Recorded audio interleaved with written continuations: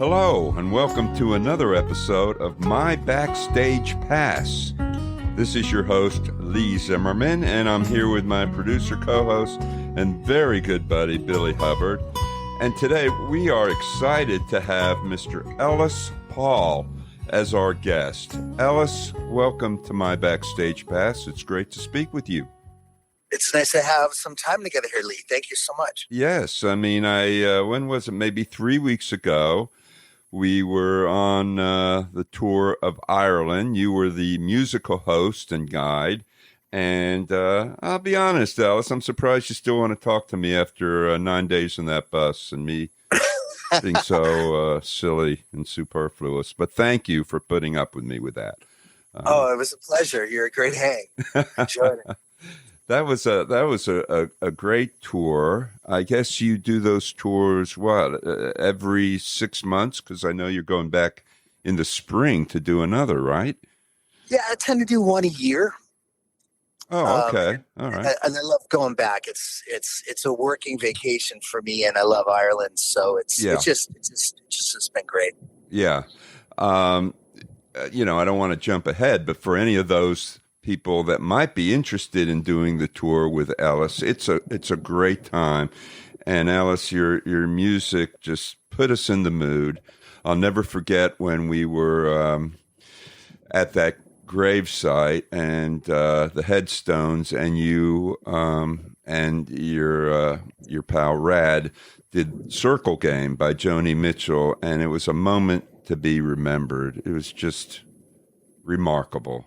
So, thanks for that. Yeah, no, I mean, and that's the thing, Alice. That's the thing about your music. It really reflects your personality. There's a common bond there that just literally breaks down the barriers between you as the artist and your audience. I mean, I remember you playing, and you come over and you look at the folks in the crowd, you look at them in the eye, and you make that contact, and that's a unique talent. And I'm wondering how you how you came upon that way of performing, how you decided to make that intimate sort of contact with folks. I mean, is that part of your musical upbringing, apparently?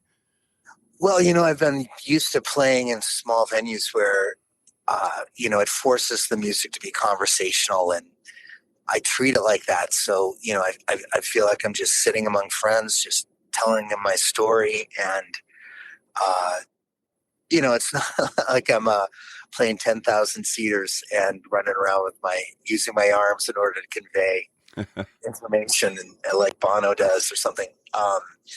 So yeah, it's if the environment is right, if it's a listening room, which is generally what I play, there's eye contact and conversation kind of flowing back and forth between the audience and I. And so it's been a nice run. I'm really lucky to have had the career that I've had. You've been doing this for what? I mean, correct me if I'm wrong, at least 30 years, right? You were. Yeah. Yeah, and you came of age, so to speak, in the New England folk scene and some of the storied clubs up in Boston. So initially you were, a folkie, I guess, at heart, right? I mean, that's sort of your roots, so to speak. Yeah. I think that's there in that presentation, as you were speaking of earlier. It's even though there are some other music forms that inform what I write about in the presentation, there's rock elements and country elements and pop elements in what I do.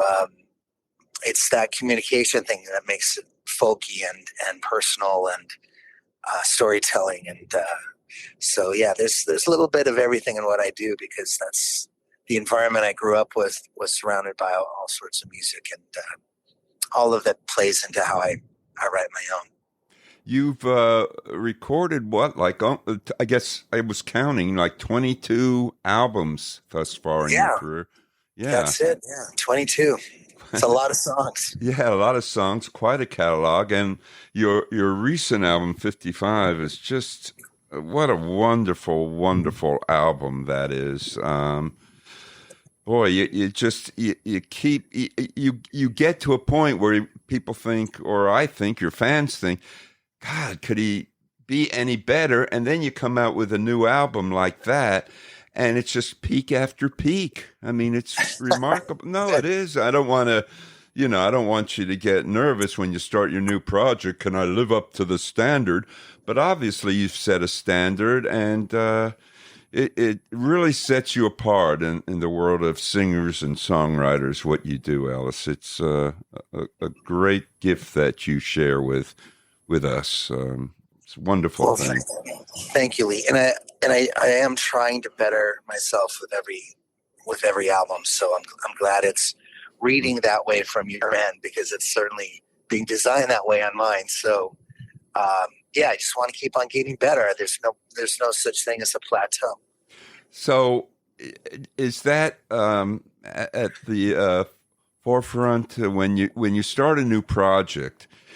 Do you think, well, that last album was pretty damn good. I've got to reach that bar and exceed it. I mean, is your past more or less, ever present in what you do as far as the present and the future?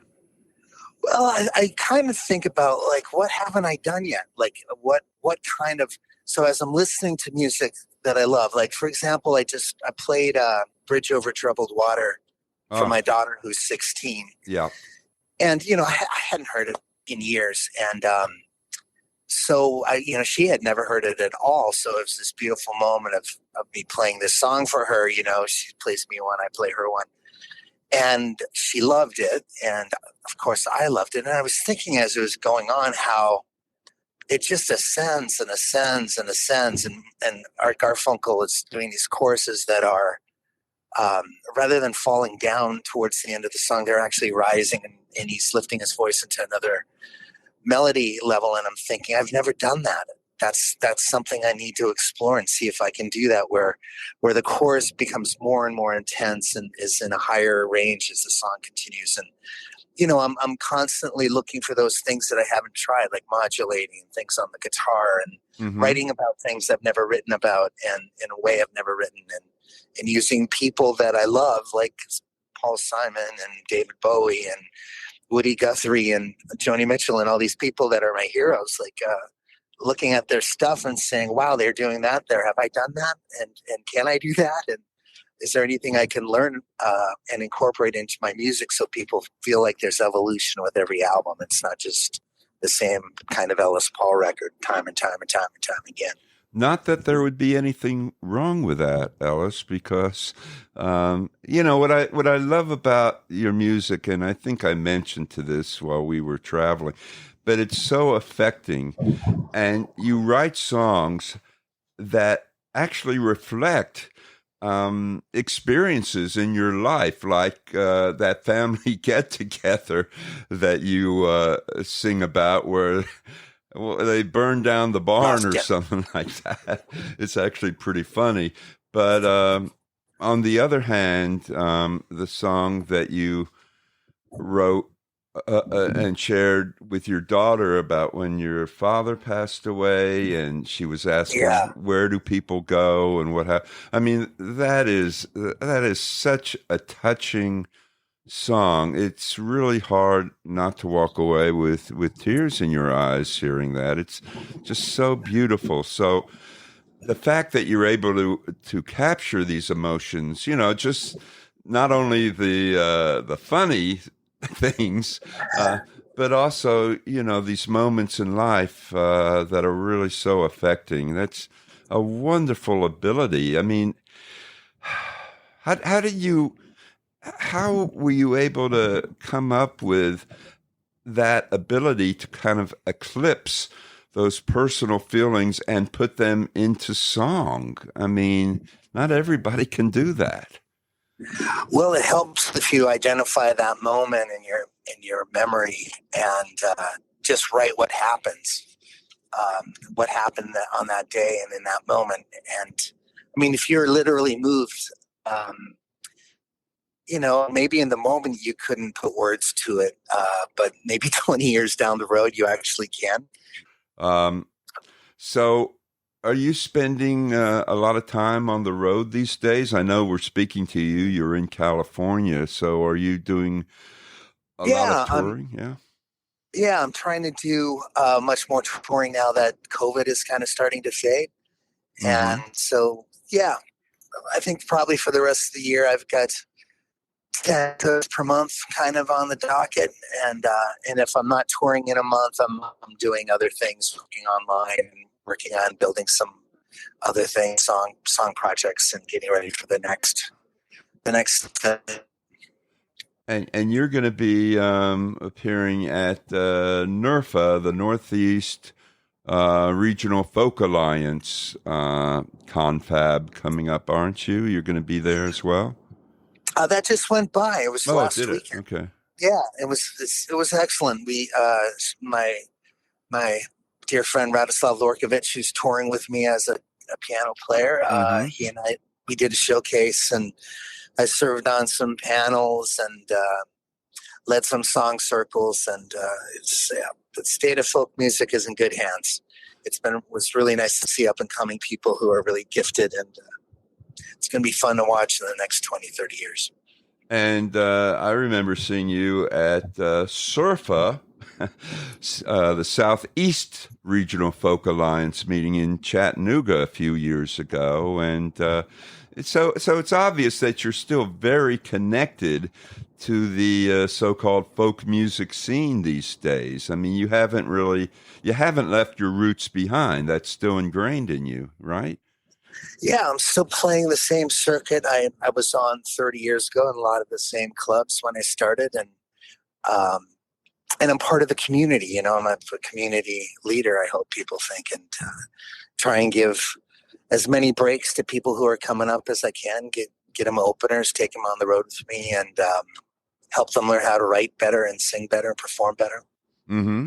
And your efforts have been acknowledged. I lost count of all the awards and honors you've received, Ellis Paul, and you've given keynote speeches. You've spoken at college graduations. You've got honorary degrees. I mean, that's pretty impressive.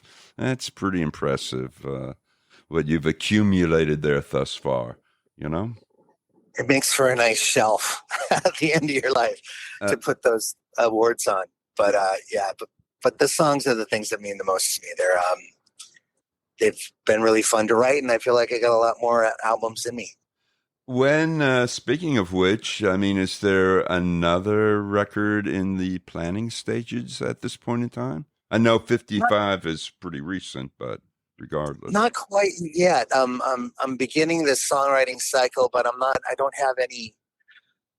Oh, scaffolding put up, getting ready for the building of the next record yet. I'm still just sort of aimlessly writing, and I need a little bit of direction. And I think, after the year is over in the month of January, I plan on sitting down and focusing and creating some concrete game plan for books and posters and albums that are coming up. Well, that's another thing. You write children's books, right? And you even got an award for one of the children's books from some parents' council. I mean, it's pretty pretty remarkable. You're a Renaissance man, in that regard.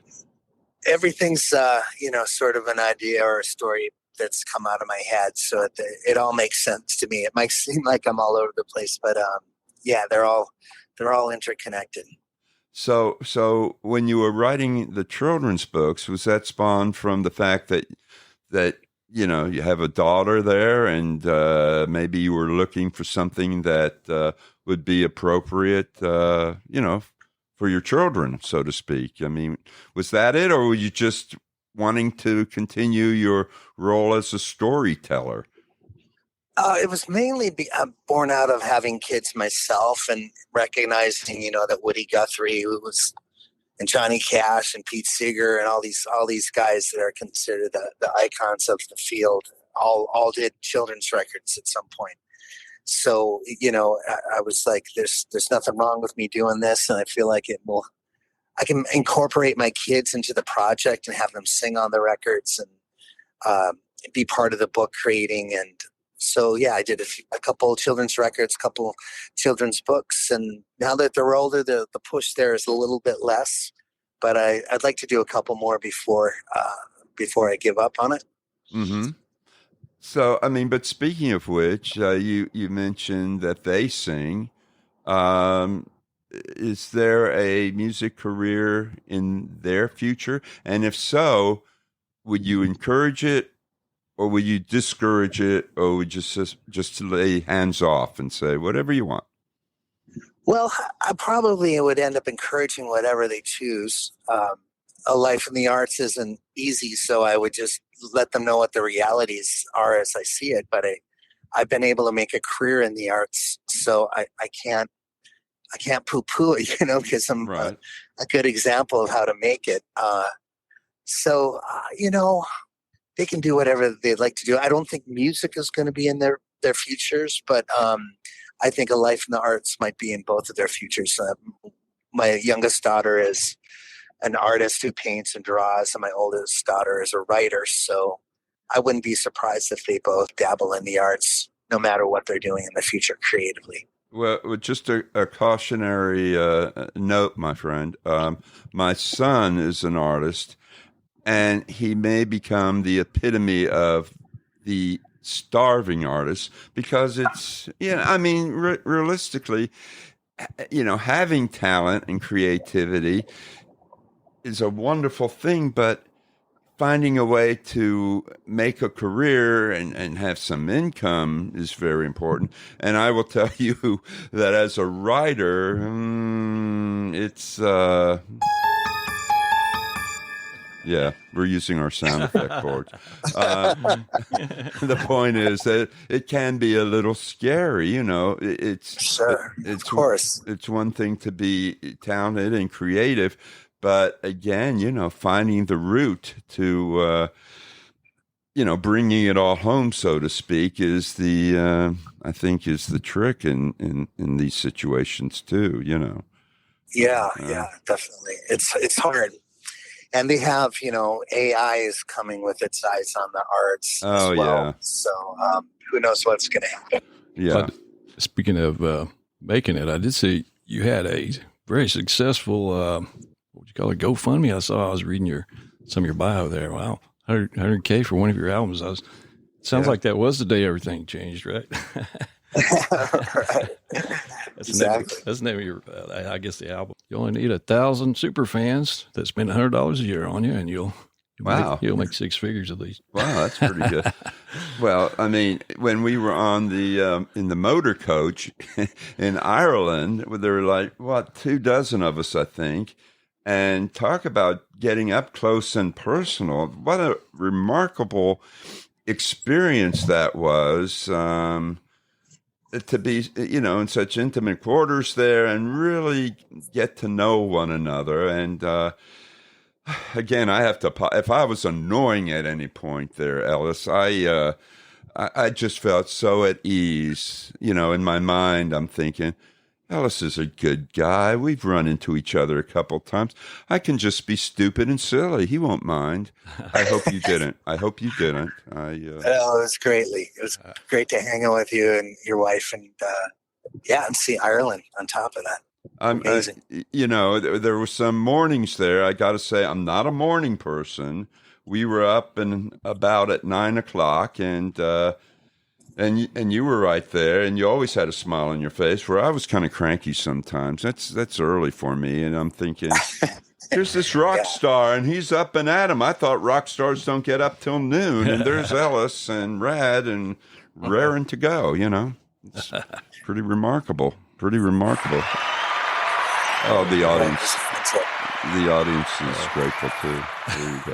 There you go. Well, we want to invite you to come to East Tennessee one of these days, because Billy has a venue which is called The Station. It's a beautiful, intimate venue. He can't open during the summer. It's too hot. During the winter, it's too cold. Not climate it's control. Kind of like a barn. Yeah. But it's remarkable, and I'm privileged enough, thanks to Billy, to be able to do every couple of weeks songs and stories where we have an artist come in and they play music and we talk, kind of like the Actors Studio. So I'm making a public invitation, a public plea. I hope when you're in these realms, East Tennessee, on your way to Nashville or wherever, you consider stopping by. We'd love to have you. We'd love to have I'd love to do it. Yeah, you got it. We'll make it happen. Good. Yeah. And it started out, about 10 years or so ago. We were having actually, it was just a bunch of us musicians getting together and jamming. And then I guess that's how a lot of house shows start. People keep coming over. Next thing we know, we got to find a bigger place. So now at this point, we have a built-in audience. We can only hold about 70. Comfortably, we try to keep it about 75, but then, so we don't pack it out, but we have a built-in audience of a few thousand that have to fight for the seats. So yeah, no, he has an email list, and you're being very modest, Billy, because on the whole, his headline shows usually get. Yeah, we usually sell it out. My shows 5 minutes or so. Yeah. Yeah. Well, very quickly. We had to start doing tickets too, just because it was getting crazy. Yeah, but it's success. So there's the invite. All right, for you, Ben, sir. Yeah. All right. Well, listen, Ellis, it's been wonderful as always speaking with you. If people want to find out more about you, where should they go? And for that matter, if they're interested in doing that next tour of Ireland with you, do you have a site for that as well? Or? Yeah, they can just go to the website. It's ellispaul.com, and they'll see the ad for the trip to Ireland. It's happening in the last couple of weeks of April of next year, so it's coming up pretty quickly, and there are only a few seats left, so check into that. There'll be more in the future, but the next one is in April, and everything that they need to know about Ellis Paul is right there at the website, www.ellispaul.com. Right. Great. Oh, cool. Well, listen, my friend, thank you so much for spending the time with us. Safe travels. Have a wonderful Thanksgiving, and just a happy holiday, man. It's truly you give us a gift. Your music is a gift, and we're thankful for that. Okay. Thanks, Lee. Thanks, Billy. Hey, thank you. You can hang around just another minute, and we'll tell you bye after we sign off. Big thanks to Ellis Paul and our host, Lee Zimmerman. Check out Lee's new book, 30 Years Behind the Glass. It's a great book about Jim Gaines. It's available on Amazon, so you can get it. Please like, share, and subscribe to my Backstage Pass on your favorite platform. We'll see y'all next time. Happy trails. Happy trails.